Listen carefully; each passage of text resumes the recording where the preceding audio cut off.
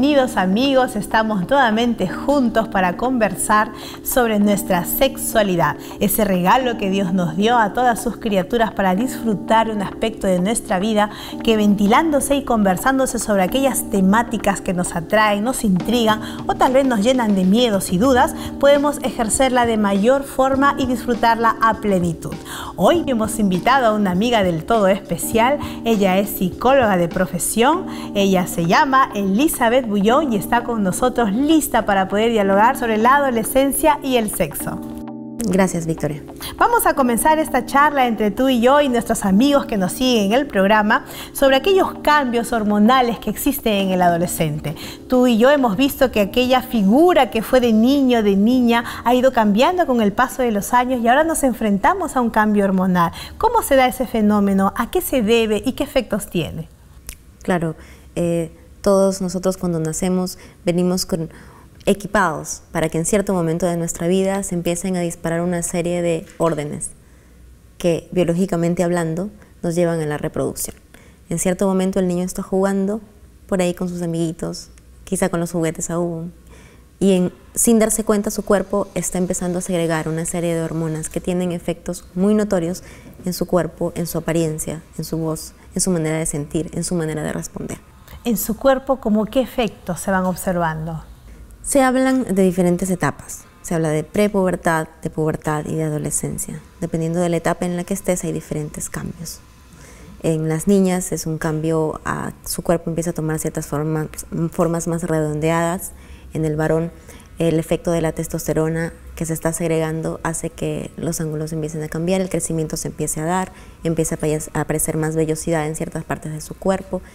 Y esto pues tiene un efecto en todo el ámbito vital de estas personas. ¿Qué perspectiva crees que tiene el adolescente en cuanto a este tema, viendo esos cambios en su propio ser y encontrando que los amigos de su misma edad también sufren estos cambios?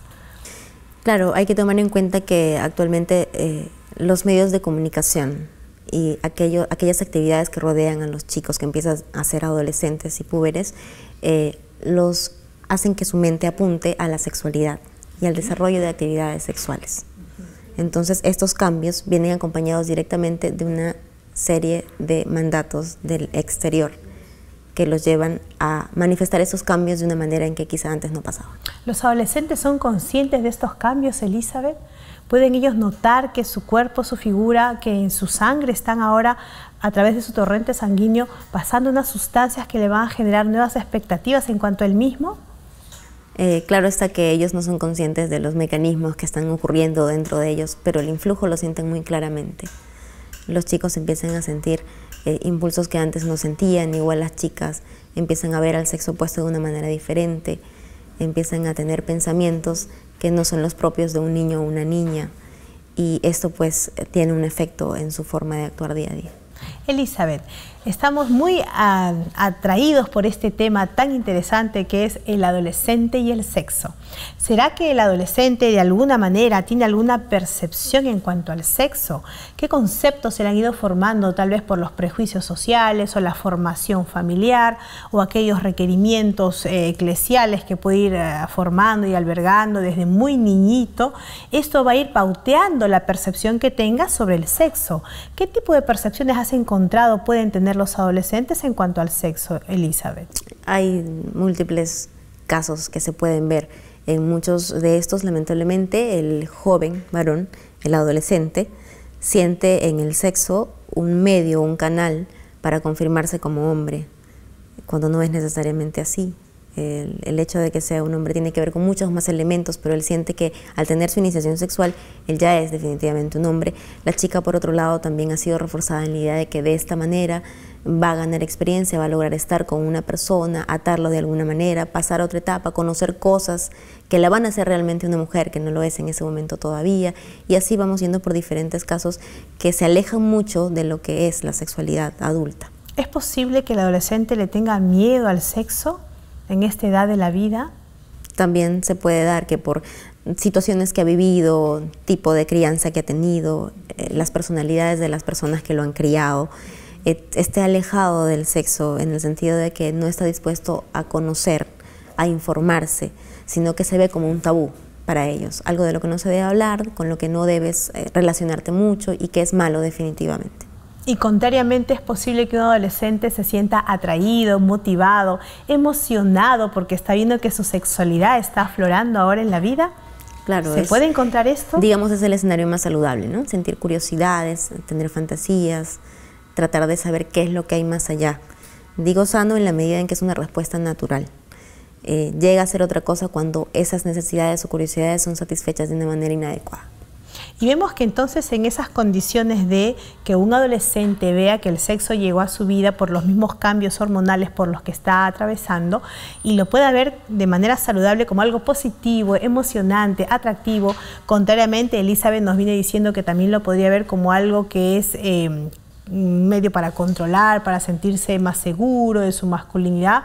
Esto nos lleva a pensar entonces que podría el adolescente creer que por estas características ya está maduro para iniciar una vida sexual. ¿Qué opinas al respecto, Elizabeth? Que sí podría dejarse llevar por esta idea inicial, al verse con más características masculinas, compararse con amigos que aún no han logrado ese desarrollo físico, aunado a las historias que ha recibido, en las que ha crecido. Él puede decir en un momento, yo ya estoy listo para pasar a esa etapa, para estar relacionado íntimamente a una mujer. Y es más, los medios de comunicación, ¿crees que jueguen algún tipo de influencia en este adolescente que se está descubriendo todavía? Definitivamente. No solamente porque refuerzan el estereotipo del hombre una vez que tiene relaciones, sino porque minan de alguna manera y sobreestimulan al adolescente con mensajes sexuales, que van desde los periódicos que están colgados en un kiosco en la calle, las propagandas, los comerciales, las pancartas, los afiches, son muy sexuales. Y esto hace que aquel descubrir esas pulsiones que empieza a sentir el chico se vean sobreestimadas a lo que podría ser normalmente sin estar rodeado de esas circunstancias, ¿no? ¿Quién de los dos podría estar más expuesto a esta sobreestimulación en cuanto a su desarrollo sexual? ¿Los varones, las niñas? ¿Se podría decir que automáticamente es el varón el que tiene un despertar mayor, puesto que va a ser más invadido por los medios de comunicación? ¿O será este concepto un error y serán las niñas, también las adolescentes, las que sí tienen en la misma medida esta invasión sexual a través de los medios? ¿Qué opinas? Suele darse que los mensajes son más para los caballeros, pero esto no quiere decir que el medio social, no estimule también la mente de las adolescentes, las chicas. Yo creo que en ese sentido el despertar sexual de ambos puede verse interferido, alterado, tanto en chicos como en chicas. Bien has dicho, Elizabeth, se va a alterar. Una curiosidad natural propia de su desarrollo a razón de los medios podría, ¿no?, ensombrecerse o acelerarse, y podríamos llegar a un embarazo en la adolescencia. Podríamos llegar a caer en esta situación del todo no venturosa, no deseada, no imaginada, porque tenemos proyectos de vida para los adolescentes, y al darse un embarazo en esta corta edad es posible que podamos adjudicarle esa responsabilidad a este despertar inadecuado por los medios, por los prejuicios, por los mitos. Claro que sí, es una situación muy lamentable la de un embarazo adolescente. Hay que tomar en cuenta que el hecho de que los órganos reproductores estén listos para que se conciba un bebé no quiere decir que el organismo esté listo para sacar adelante a una persona, porque hay razones psicológicas muy implicadas con esto. No solamente psicológicas, puede ser que los genitales femeninos y masculinos ya estén desarrollados para esto y todo el aparato reproductor, pero en la corteza cerebral no se ha logrado todavía a los 15, 16, 17 o 18 años el desarrollo total de una persona adulta. Nosotros tenemos diferentes áreas cerebrales que están vinculados a funciones del día a día. En ese sentido, por ejemplo, el área frontal, que es la que domina o está encargada de todo lo que es el control de impulsos, la toma de decisiones, el planeamiento y la organización, se ha descubierto que no se llega a desarrollar totalmente hasta los 25 años en promedio. Siendo esto así, estamos hablando de chicos que a los 13 o 14 años, o chicas que a esta edad están quedando embarazadas, están muy lejos todavía de poder tomar la vida con responsabilidad, tomar decisiones, acercarse a metas y transmitirle eso al niño que viene en camino. ¿Encontrarás tal vez tú algún tema con la red social que acompaña al adolescente en cuanto a este posible o no embarazo en esta edad? Las redes sociales es un factor más que aumenta ese minar de mensajes sexuales a los chicos. Y lo hacen masivamente, lo hacen inmediatamente. El Twitter, el Face, permite que en un segundo muchos chicos estén en exposición de contenidos que antes, hace 15 años, ni siquiera vayamos muy lejos, estaban mucho más allá, estaban más escondidos. Tienen acceso a un computador, tienen acceso a muchísimo contenido más sexual y esto altera su despertar sexual, definitivamente. Mucho más contenido, muy a la mano y muy recurrente. Estamos aquí conversando con Elizabeth sobre este tema tan atractivo que es los adolescentes y el sexo. Hemos ventilado algunos aspectos muy naturales, muy interesantes, como es el despertar para encontrar la sexualidad, esa especie de madurez que el adolescente cree tener porque ya encontró que es atractivo sexualmente y que esto no es suficiente. Vamos a seguir ventilando este tema en el segundo bloque, no sin antes hacerles recordar que a través de nuestro correo electrónico, nuestro blog y nuestro Facebook pueden hacernos llegar sus inquietudes, sus preguntas, sus sugerencias en relación a este tema. Volvemos en el siguiente bloque.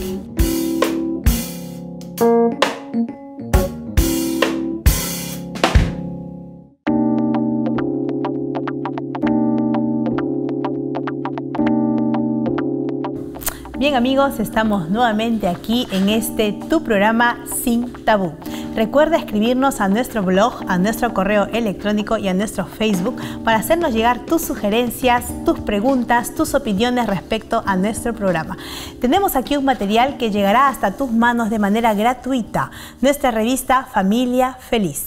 En esta revista podrás encontrar testimonios, artículos, temas familiares de diversas índoles relacionados a la vida familiar, conyugal y relacionamiento entre padres e hijos. Solo tienes que escribirnos a las direcciones que aparecen en pantalla y la revista llegará hasta tus manos de manera gratuita, sin costo alguno.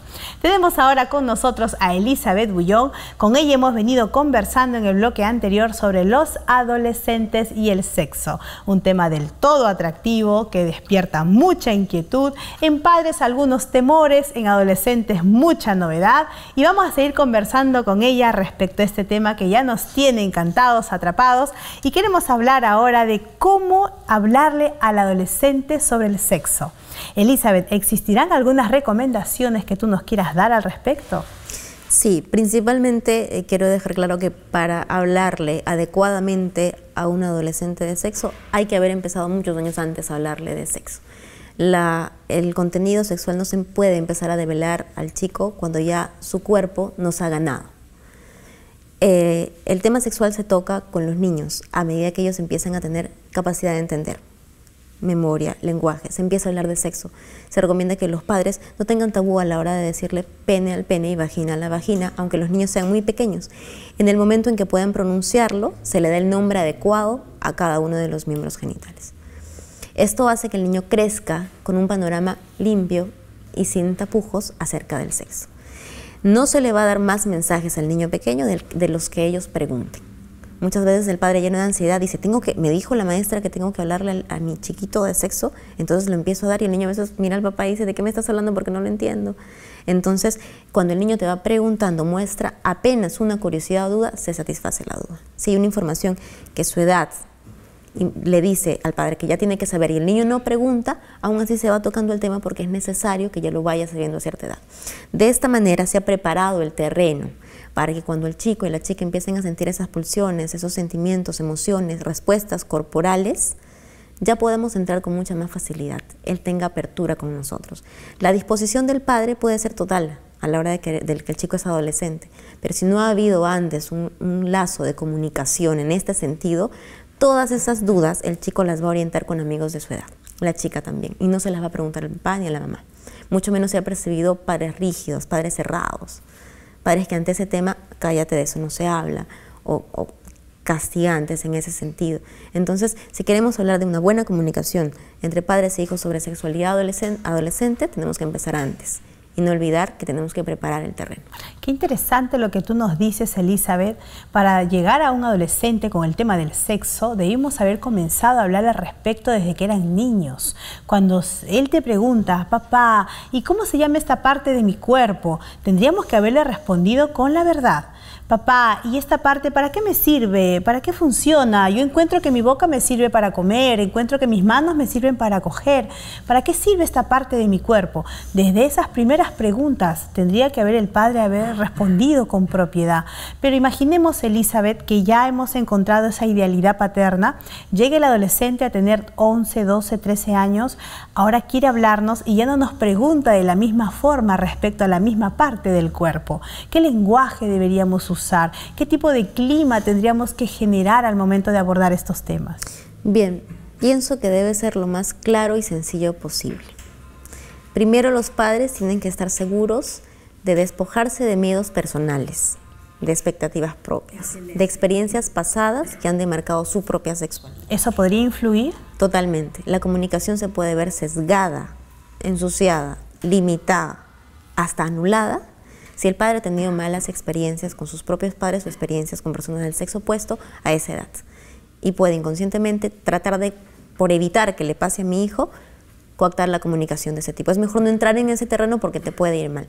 El padre tiene que primero limpiarse él mismo y entender que la persona que tiene como hijo es un ser individual. No tiene por qué tener toda esa carga de vivencias mías anteriores. Es verdad. Y por qué no ilustrarse un poco, acudir a un profesional que lo oriente un poco, comprar textos acerca de cómo se aborda la sexualidad con los chicos, que son muy buenos, por cierto, y están a disposición de todos, que básicamente nos van a decir eso. Habla con un lenguaje claro, sencillo, acuérdate que ya no es un niño, es un adulto en formación y sus curiosidades no son simplemente saber para qué sirve el pene, para qué sirve la vagina, porque eso ya lo sabe en el texto escolar que se le ha dado en el colegio, en educación sexual. Quiere saber cosas que los textos no dicen, quiere saber acerca de temas que están por debajo.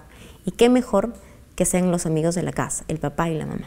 ¿Y qué hacer, Elizabeth, si tenemos algún adolescente que no pregunta? Ese adolescente, mujer, hombre, que tienes que estar preguntando, incidiendo, como se diría, escarbar en su mente para entender qué cosa está pensando, qué cosa quiere decir, y no pregunta. ¿Cómo podríamos hablarles de sexo, Elizabeth, a este tipo de adolescente? Es un caso sí un poco más complicado, porque todas aquellas necesidades se las está guardando para sí mismo. Y nada peor para el desarrollo sexual de una persona que las curiosidades para uno mismo y las fantasías reprimidas, porque eso tiene su influjo luego en la vida adulta. ¿Podría el padre pensar que como no habla de sexualidad, no tiene la curiosidad cuando ya su hijo tiene 12, 13, 14, 15 años? Si es un padre negador, sí. Si es un padre que no quiere confrontar la adultez porque significa que mi hijo se me va a ir tarde o temprano, sí se va a dar. Pero lo más sano es que el padre se siente en determinado momento con el hijo a hablar de estos temas. Ahora, por más que la comunicación haya sido buena antes, lo más probable es que el adolescente se sienta cohibido de decir, papá, mamá, quiero que tengamos una reunión mañana para hablar de sexualidad. No lo va a hacer. Pero si sabes que tienes la oportunidad, hay que buscar ese clima con el chico, mucha confianza.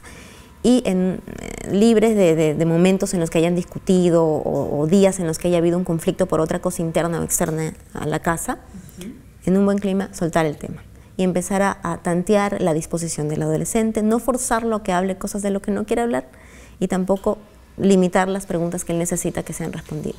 Estamos viendo, Elizabeth, y a lo largo de nuestro programa seguimos ventilando cómo el adolescente se va encontrando, se va aceptando, se va descubriendo, cómo llegan las hormonas a surtir un efecto de novedad en su vida y queremos ver cómo es que el apetito sexual es un elemento que aparece en su ser como una novedad.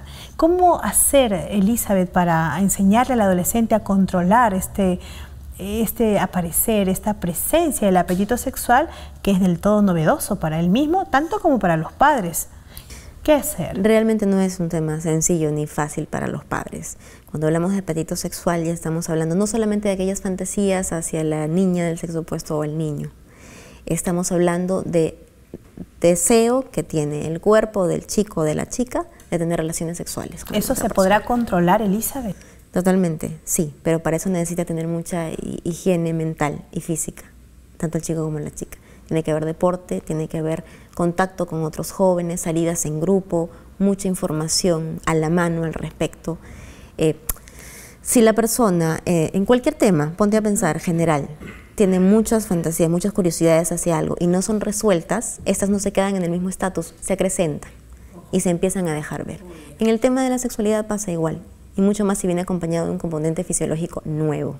es un cuerpo nuevo, se está quedando atrás el niño o la niña y está saliendo un nuevo adulto. El apetito sexual existe, las erecciones del chico se dan en cualquier momento del día por un mínimo roce o un pensamiento sexual. Entonces lo hay y debe ser canalizado, porque si no puede tener desenlaces tristes.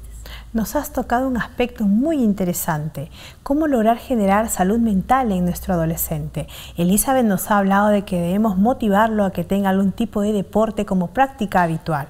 Podemos encontrar que la buena lectura lo puede ayudar. ¿Qué otros elementos más? La música, no sé. ¿Cómo lograr estimular y generar una buena salud mental respecto a este cambio tan dramático que está enfrentando el adolescente por su origen hormonal? Sí, básicamente es eso. El cuerpo está acumulando muchas sensaciones en sí. Es así como cuando nosotros vamos al trabajo y tenemos mucha carga por dentro. Si no la liberamos, peleamos, tenemos actitudes disfuncionales en la casa. Un ejemplo similar ocurre con los chicos. Tienen muchas sensaciones en sí, tienen fuerzas, pulsiones hacia las personas del sexo opuesto. Necesitan drenarlas, necesitan hacer ejercicio físico, necesitan también tener una alimentación balanceada, porque esto está muy relacionado con el funcionamiento adecuado de su cuerpo, ¿no? Y con su higiene mental también. Todos aquellos contenidos que estén en la mente para que sean elaborados de una manera adecuada, como lo espera la familia y la sociedad, tienen que basarse en un cuerpo sano. ¿Qué oportuno los mensajes que nos va dando Elizabeth respecto a cómo proteger a nuestro adolescente de estos cambios que él mismo es ajeno y le son muy novedosos?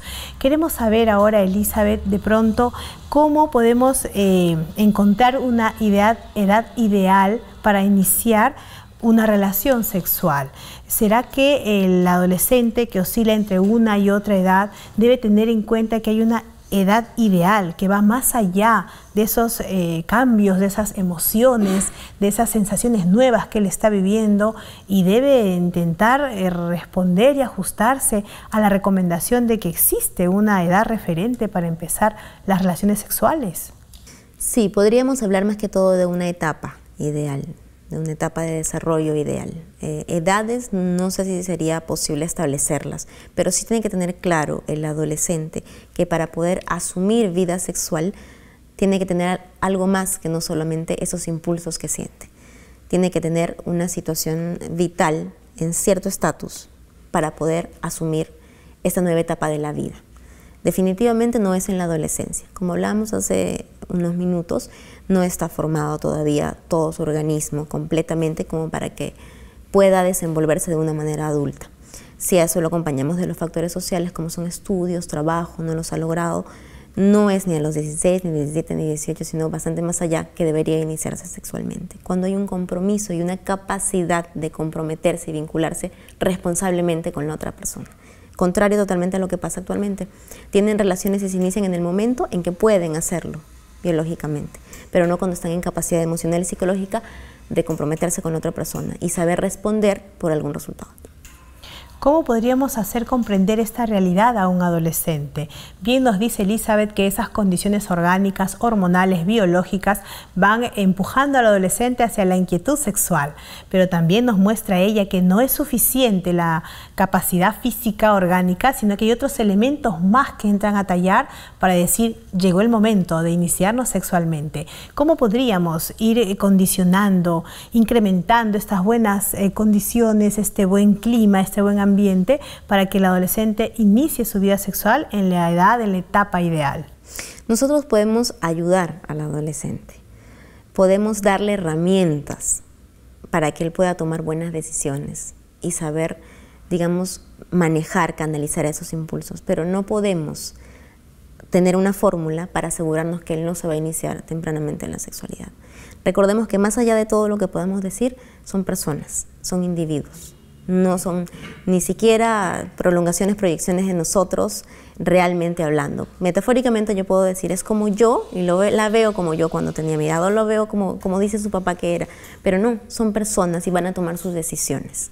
En ese sentido no tenemos que proyectarles nuestras expectativas o frustraciones pasadas. Debemos entender que si nosotros les hemos dado el contexto, la comunicación, las herramientas, los conocimientos, no podemos sino esperar y estar ahí para ayudarlos si es que toman decisiones que no eran las que nosotros esperábamos. Muchas gracias, Elizabeth, por haber compartido con nosotros tus conocimientos respecto al adolescente y el sexo. Ella nos ha dado un panorama muy amplio, muy completo sobre ese aspecto que escapa más allá de lo biológico por los cambios químicos que el adolescente tiene y llega hasta la parte emocional, afectiva y social. El don, queridos amigos, del sexo es un regalo de Dios. Dios creó el sexo para la bendición y alegría de sus hijos, de sus criaturas. Queremos resaltar que esa plenitud de regalo que Dios nos entregó se disfruta en el marco sagrado del matrimonio. La adolescencia es una etapa maravillosa, previa a la juventud, que es en la que comúnmente logramos enlazar nuestra vida con alguien por la eternidad. En ese contexto veamos lo que la palabra de Dios en Eclesiastés 3:1 nos dice con claridad que todo tiene su tiempo. Hay un momento bajo el cielo para toda actividad. Y el despertar sexual también tiene su tiempo, tiene su edad, tiene su espacio. El disfrute pleno y máximo de esta vida sexual se va a dar con todas las ventajas y bendiciones en el marco del matrimonio. Muchas gracias por haber estado con nosotros compartiendo el tema adolescentes y el sexo. Los esperamos en nuestro blog, en nuestro Facebook y en nuestro correo electrónico para saber sus inquietudes, sus preguntas, sus comentarios y así poder conversar de ello en nuestros próximos programas. Nos vemos en la siguiente edición de Sin Tabú.